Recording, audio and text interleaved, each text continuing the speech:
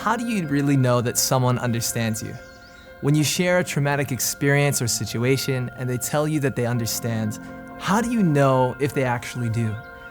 What helps you know that they can actually relate and sympathize with your experience? We often find it difficult to discuss things with people who can't relate to our situation. That's why family is so important. Usually you and your siblings, cousins, and other relatives have many sets of shared experiences.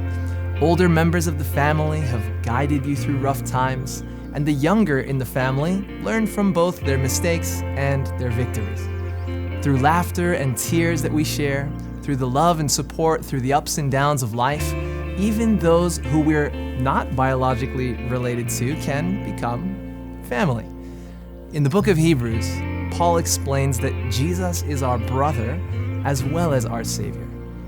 When he stands before the Father in the high priest's robes, interceding on our behalf, he does it with the empathy and compassion of one who has been tempted in every point like we are, yet never sinned. Jesus has walked more than a mile in our shoes, and he understands what it means to feel pain and anguish in a way that we cannot even fathom.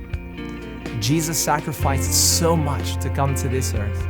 We can't even begin to comprehend how much.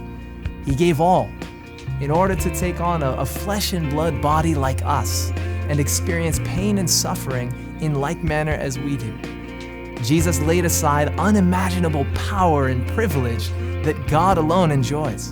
And he did this gladly for every one of us, so that when he stands before the Father, he really does understand what he is asking on our behalf.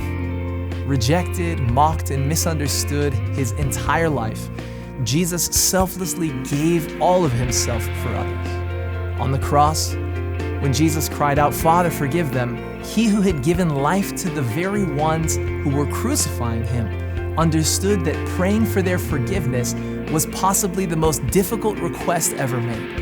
And yet, it is because Jesus went through all these things, these sufferings, that nobody can ever say to Jesus, "You don't understand." He really does.